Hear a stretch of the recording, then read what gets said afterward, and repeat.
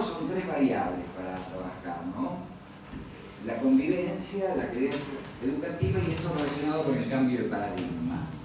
¿Tenemos idea que es un paradigma cultural, social?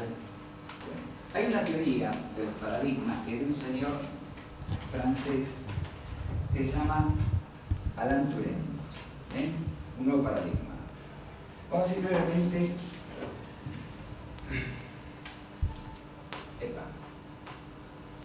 Bueno, después vemos esto que vamos a explicar.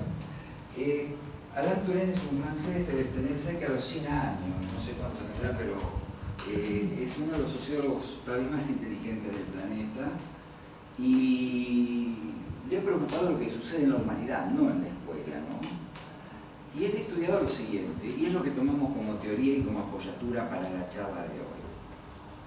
Él lo que ha observado es que hay determinados periodos de calma en cuanto a valores, en cuanto a costumbres, y periodos de transformaciones. Esos periodos de calma, que no lo digo yo, no lo dice él, digamos, de coexistencia, lo llama la existencia de un paradigma. Ese paradigma en algún momento se rompe, hay muchas convulsiones sociales y empieza a asomar otro paradigma, ¿no? Brevemente, lo que significó el paradigma de la monarquía al paso del paradigma de la modernidad. Los cambios que tuvimos que hacer en el cerebro de nuestros antepasados humanos ha sido muy grande, ¿no? Es decir, desde pensar o un paradigma no cambia en días, en medicina a veces tarda siglos, ¿no? Es decir, el cambio de paradigma. Sí. Cuando hay un cambio de paradigma cambia la ética, cambia el sentido de las ciencias, cambian las costumbres, cambia la organización política, ¿sí? Es una convulsión donde entra todo en cambio y las instituciones anteriores entran en crisis. Lo que sostiene Alain Touraine es que estamos viviendo una etapa actual. Esta sociedad moderna genera sus instituciones. Una de las instituciones que va a crear es la escuela, que nosotros conocemos. Si bien había antes la escuela griega, etc., pero la escuela obligatoria para todos los fines es un producto de la sociedad moderna, ¿no? Los partidos políticos, el modelo familiar, papá trabaja afuera, mamá en la casa, etc. Todo esto es producto de la sociedad moderna. Todas estas organizaciones entran en crisis y obviamente la escuela tiene que entrar en crisis. Sobre todo una escuela donde se basaba que el 50% era el aporte de la familia, donde el chico... Mi madre era ignorante, pero me sentaba, hacía los deberes y no me escuchaba Tarzán a las 6 de la tarde y sabía si estaba completo los deberes o no sin saber qué era lo que había hecho. Sí, ese control estaba. Decíamos, bueno, lo que nos hablaba hoy era de un paradigma este hombre, ¿no? Es decir, una filosofía, una forma de educar, etc. Esto es un paradigma. Veámoslo en nosotros, cuando entra en crisis por una serie de factores, el modelo familiar, ya no es mamá trabaja en la casa, papá trabaja afuera, ya no es sexo femenino y masculino, cuando las cárceles que fueron diseñadas para reeducar no son para reeducar, cuando la policía es para cuidarte, no es para cuidarte, nos vamos dando cuenta de todo eso, obviamente el paradigma entra en crisis y hay que empezar a pensar otra cosa, y no la tenemos pensada. Esta es una ruptura con un inicio abierto que no sabemos hacia dónde vamos. Entonces, nos tenemos que ubicar ahí para entender que en la escuela no podemos saber exactamente qué es lo que pasa. Pero lo mismo vamos a tratar de dar una experiencia, meter una experiencia donde hemos tratado este tipo de cosas en forma práctica. Bueno, a ver,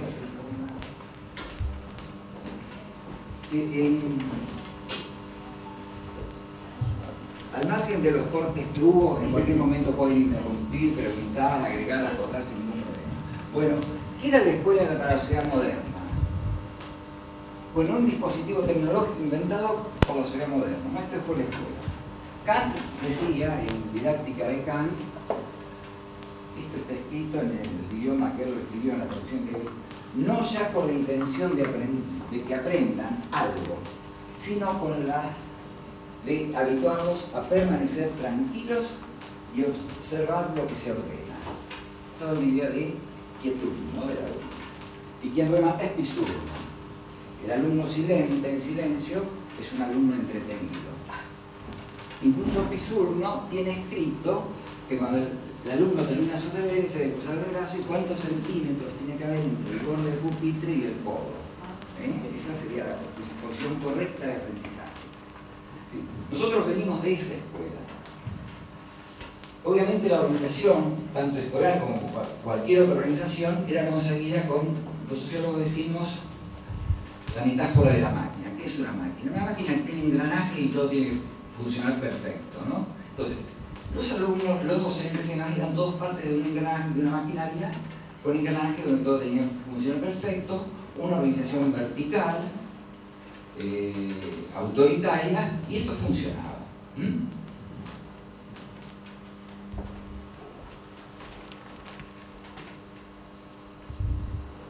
Bueno, ¿qué herramientas vamos a usar para trabajar? Bueno, primero la teoría de los paradigmas. ¿Para qué nos sirve una teoría? Esto es algo de epistemología, pero es importante. Cuando uno va a abordar un problema, bueno, tenemos que aferrarnos a una teoría. La teoría que trata de explicar el todo. Dentro de ese todo, yo puedo tomar un aspecto y analizarlo. Pero primero tengo que conocer el todo. Por eso los griegos se me dicen que estoy rompiendo los pinotos, avanzo. Por ejemplo, a mí se me ocurre lo de Newton en este momento. Está en discusión qué caía más rápido, la manzana, la pluma, por qué caía más rápido esto. Newton tuvo, para desentrañar esta cuestión tan simple, supuestamente, tuvo que desarrollar la teoría general de la gravitación universal. A partir de eso dijo, no, las cosas caen todas a la misma velocidad si el centro de la Tierra, lo que ocurre es que el aire sustenta más a la pluma que a un ladrillo. ¿Se entiende? Pero sin una teoría universal no puedo identificar qué problema o decir con mayor precisión qué es lo que está sucediendo frente a un problema que estoy observando. Y esto lo digo por la teoría del bullying, que ya vamos a ver más adelante, que para mí es observar una parte y no el todo. Y ahí es donde falla la teoría del bullying. Bueno. Hipótesis de trabajo. Bueno,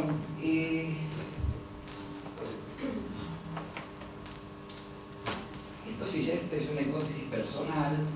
Lo que he visto leyendo los materiales cuando hay cambio de paradigma es como si se formaran barreras entre los distintos grupos sociales, entre los distintos campos, decimos los sociólogos, ¿no? Es decir, entonces, se generaron barreras dentro de la escuela.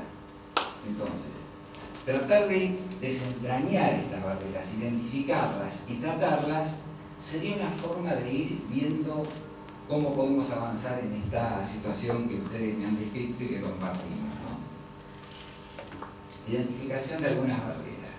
Hipótesis. Bueno, las turbulencias del cambio de paradigma que se produce en la sociedad las observamos en la escuela y van generando barreras en distintos campos, entre estudiantes y profesores, direcciones, medidas políticas, oficiales, etc. Entre los distintos campos que podemos ver, aquí esto está simplificado, hay muchos más campos en una escuela, pero está simplificado. La propuesta es identificar y analizar algunas de estas barreras que nos dificultan nuestro trabajo pedagógico. Nuestra hipótesis pretende explicar que los fenómenos observados por los docentes son consecuencia del tránsito de la sociedad moderna a otra que aún no tiene nombre definitivo y que ello conlleva a la generación de barreras que debemos tratar. Lo cierto es que el nombre de postmoderno es un nombre que se ha impuesto en alguna medida, es decir, vivimos en una sociedad que no tiene nombre. Algunos con más acierto la llaman de desmodernización porque se están destruyendo o quedando en desuso las organizaciones de la sociedad moderna y no hay nuevas organizaciones que la reemplacen. Entra en crisis la escuela, pero no hay una nueva. Es decir, la posescuela, si lo que estamos viendo es la posescuela, bueno, paremos, digamos, hemos fracasado, ¿no? O sea que, bueno, globalización, distintos términos. Usamos postmodernización como para este proceso que, por el solo hecho de estar en convulsión y en cambio no le podemos dar nombre a lo que no sabemos cuál es el producto definitivo. Bueno, entonces vamos a tratar de identificar algunas barreras. Hay una que es conocida por todos, una primera barrera, que son los nativos digitales y migrantes. ¿Cuánto tiempo tenemos? ¿cuánto? 41. Bueno, nativos digitales y migrantes. Todos estos los conocemos. Yo soy un migrante digital, aquí hay algunos nativos digitales, y esto en la escuela, y sobre todo quienes han estado en el Plan Conectar en la Argentina, habrán visto las dificultades que hemos tenido los profesores en ponerlo al tanto con los a un nivel de igualdad con los alumnos, y han sido los alumnos quienes han resuelto cómo manejar estas máquinas por sí solos, independientemente de los adultos. Esto genera que hay un aprendizaje invisible, además tan tontitos no son, ¿no? Es decir, hay un aprendizaje invisible que no sabemos por dónde viene y que nosotros en general no tenemos acceso. Mi Facebook me lo hicieron los alumnos, digamos, y cada vez que necesito algo le pido a mis alumnos. Barreras organizacionales. Bueno, sobre las barreras organizacionales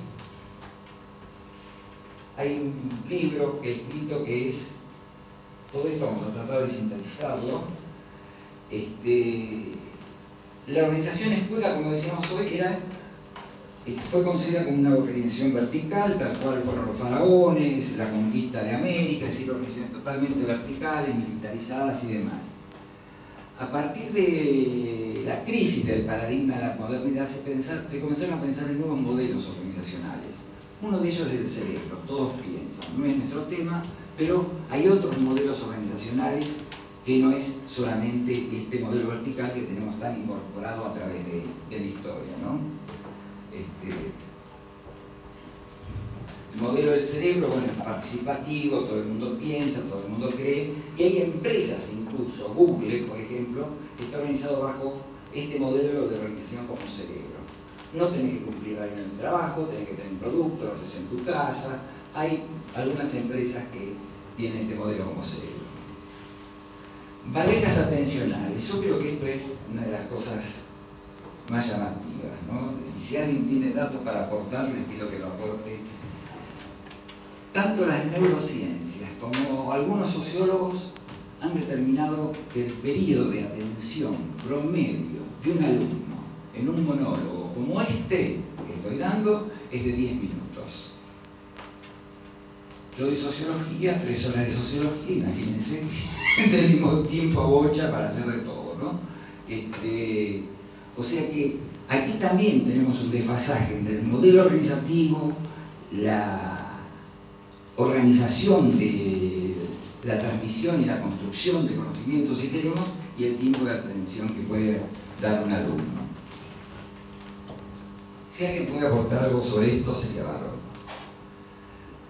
Barreras en los mensajes. Bueno, siempre los adolescentes han tenido su propio mensaje, pero hoy es aparentemente mucho más limitado los mensajes dado al desarrollo de las pantallas, el uso de la imagen como mensaje, que la cantidad de palabras que utilizan los chicos, y son mucho más distintas que en otras épocas.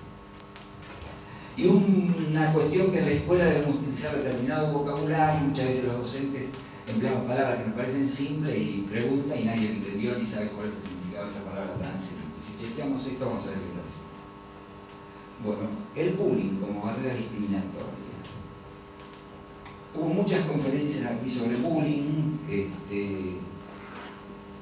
se habla mucho de bullying en los medios de comunicación. ¿El bullying qué es? Es la agresión entre pares, entre alumnos, ¿no? Es eso. Ahora bien, si uno preguntase cómo se llama la agresión que ejercemos los docentes sobre los alumnos cuando no va a llegar a nada, que nos está molestando, eso no está tipificado como el bullying. Si pensamos en la violencia que puede ejercer una dirección sobre determinados profesores, determinados alumnos, tampoco está tipificado. Si pensamos en la violencia de los medios de comunicación sobre jóvenes y alumnos, tampoco está tipificado. Si pensamos en muchas otras formas de violencia que vamos a encontrar en la escuela, no están tipificadas. Pero el bullying se generalizó y es el problema, el gran problema, en donde excluimos al adulto de la problemática. El culpable es el alumno. Por lo tanto, esto está generando una cuestión discriminatoria, desde mi punto de vista, y conforma una nueva barrera a esta concepción de la violencia. Y aquí vuelvo a la parte epistemológica del principio. Decíamos que para trabajar un tema uno tiene que contar con una teoría general. Y luego tomo algo en particular, pero el tema de Newton, ¿no es cierto? Es decir, primero la teoría general, después entiendo por qué una pluma cae despacito y una piedra cae más rápido. Tengo que tener una teoría general. Con esto también tengo que tener una teoría general sobre la violencia en la sociedad.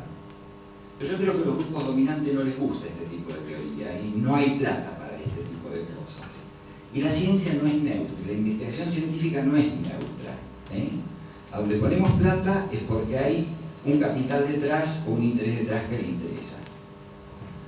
Pero con el tema del bullying resolvemos el problema de la violencia porque el problema está puesto allá y no de este lado. Entonces, a mí me da mucha bronca que escucho hablar del bullying, les digo sinceramente. Además es un comercio el bullying, ¿no? Es decir, asesoramos en bullying. Asesoramos en bullying. ¿Quién asesora en violencia de los docentes a los alumnos? Bueno, barreras culturales. Ya terminamos con esto y vamos al grano concretamente.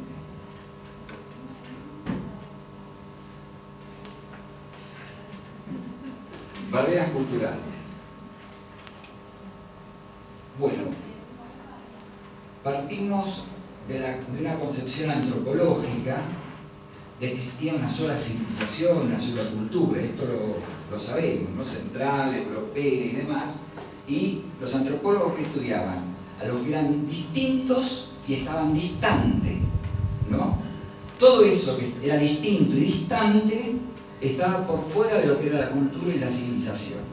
Entonces, esa concepción que según hoy la disertante, la última mujer que habló hoy a la mañana, continúa vigente en la escuela, según ella, compartimos esto, no comparto esto, impide que pensemos en que no estamos trabajando en el aula con la pluriculturalidad. Bueno, en la Argentina tenemos, por otro lado, la ampliación del sistema educativo, que ha hecho que se incorporen muchos chicos marginales a los cuales el docente que viene de otra extracción social le cuesta. Yo doy clases en una escuela marginal de Pilar y los docentes dicen, no te rompas el culo que esto no sirve para nada. Digamos, esto se los pueden salir del aula, volver. Bueno, y la otra cuestión es si hablamos de convivencia en una sociedad donde tenemos escuelas guetos, ¿no? Los guetos de los que pueden pagar 7.000 pesos la cuota, al gueto de la escuela de los bolivianos. Si querés decir algo. Estaba pensando cómo las similitudes entre las provincias se va dando. Yo soy de Mendoza, a ver, y allá se está dando todo esto que tú dices. Igual que acá, como veo que vos estás haciendo una descripción de lo que está pasando en el ámbito educativo, donde se cruza todo ese tipo de... ¿Cómo se llama este señor?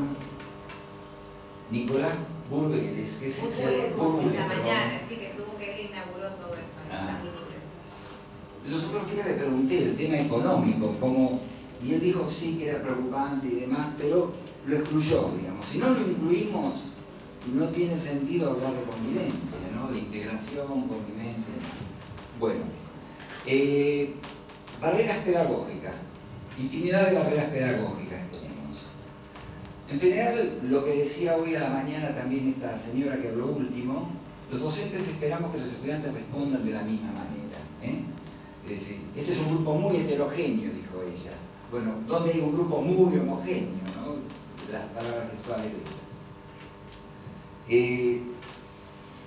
¿Qué diferencias encontramos entre la modernidad y la posmodernidad respecto a esto? Bueno, en la modernidad, respecto a las barreras pedagógicas, la familia apoyaba la educación de sus hijos. En la posmodernidad, la familia irá abandonando ese rol. No vamos a entrar en detalle, pero tengo anécdotas trágicas de abandono de familias de clase alta de sus pibes en el colegio y el depósito. Llamar a un padre y decir, mira, hasta que no volvamos de China en 2 meses no puedo ir. Digamos, bueno. La modernidad, control, castigo y examen era el método. Y aquí tenemos incertidumbres y nuevas enfermedades de los docentes. Nosotros entramos al aula y no sabemos con qué vamos a encontrar. entrar, o más o menos tenemos una idea, pero esto es cambiante, y esto está generando nuevas enfermedades en docentes, y algunas son directamente identificadas como pánico al aula, ¿no? Bueno, los estudiantes deberían responder de una misma forma, y los estudiantes responden de formas diversas.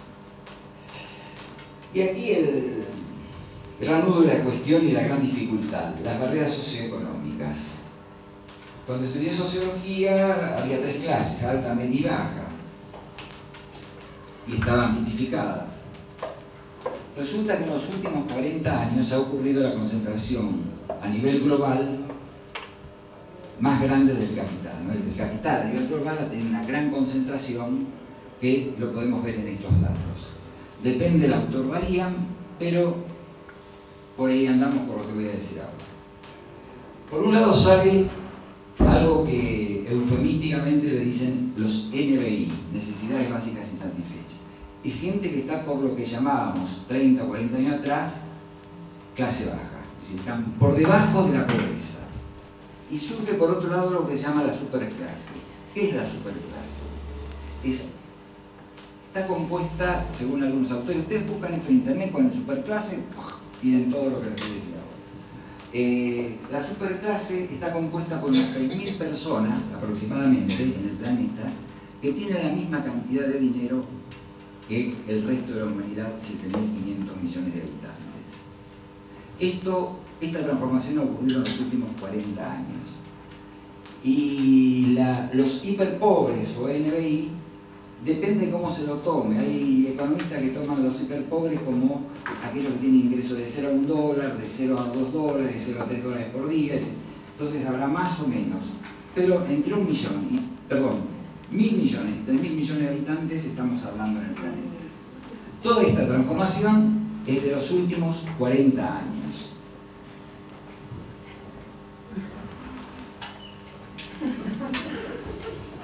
Esto,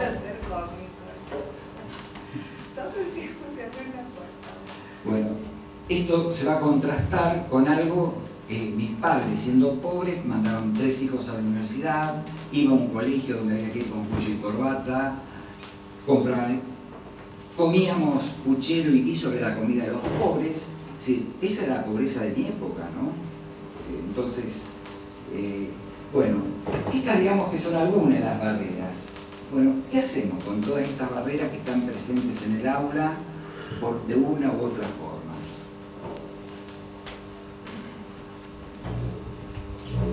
El concepto de autoridad después lo vamos a charlar porque no lo tengo acá, pero lo podemos hablar. Bueno, de Burbules, primero una crítica que no incorporaba lo económico, y esto es lo positivo de Burbules que vamos a tomar. Él decía, un aula con tolerancia es la tolerancia a comprender las diferencias, la curiosidad, esto está ultra sintetizado y fue lo que pude tomar, es decir, enfrentarse con algo nuevo y despertar la curiosidad con eso nuevo que nos encontramos, mente abierta, la aceptación de poder estar equivocado. Yo no me equivoco, todavía sigue siendo en el docente y en el director, ni les cuento. Sí, el director nunca se equivoca y la culpa siempre la tiene el otro. Y tener en cuenta que desde el punto de vista científico la verdad no existe. Esto llevaría una pequeña charla epistemológica, pero lo que tenemos son teorías que nos aproximan a la verdad, a la realidad, perdón. Y todas las teorías son transitorias, o sea que el tema de la verdad como tal en ciencias no existe. Escucha, disposición a escuchar, decía Burbules, pobre hombre, genial tipo. Escucha, disposición a escuchar cómo es el mundo para ellos, para los niños, antes de juzgarlo. Y paciencia. Si vamos a escuchar a otra persona, debemos tomarnos un tiempo para emitir juicio. Él decía, si esto lo entendí, porque me está escuchando y puede confundirse, que esto era algo que podíamos practicar en el aula, incluso de algunas técnicas, de separar lo que pensaba una opinión, de otra opinión. ¿Recuerdan lo que escuchaban algunos? Bueno, más granudo, esto es en el aula y con un docente que esté dispuesto, preparado a manejarse con esto, ¿no? Bueno. En un colegio privado, fui director 2 años, y a causa de esto que les voy a contar es que terminé mi dirección ahí en ese colegio, generé un dispositivo que lo llamamos círculos de calidad educativa. ¿Cómo funciona un círculo de calidad educativa? Primero, motivar a los chicos que pueden hablar, participar, y se puede hablar de todo en la escuela. Pero vamos a tener un espacio para esto. Ese espacio va a ser 1 hora, una vez cada 15 días, utilizando horarios de distintas materias para no. ¿Qué hablábamos? Simplemente como de que quieren hablar, se iban anotando como tormenta de ideas, digamos. No era cerrado los listados, si después ocurrían cosas nuevas se anotaban, y cada cosa se iba tratando y se daba por terminada la actividad del grupo cuando habíamos tratado todo lo que ese grupo había deseado. El grupo no debe constar más de 12 personas, este está tomado de los japoneses que utilizan en algunas empresas. No más de 12 personas, si se va uno, se va cuando quiere, pero no entra otro. Si otro quiere entrar, tiene que esperar la formación de un nuevo grupo. ¿Y qué ocurría en este grupo? Es decir, todo lo que era queja,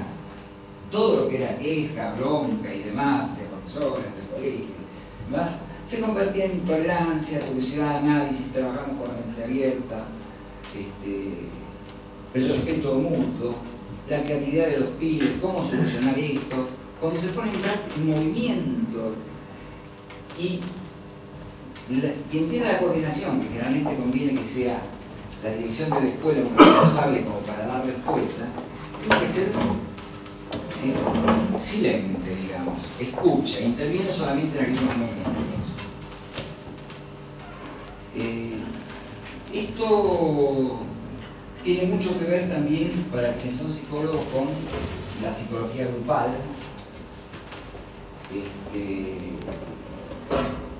Con la psicología grupal, ¿no? Bueno, ¿cómo armar los círculos de calidad educativa? Ya lo dijimos que es voluntario,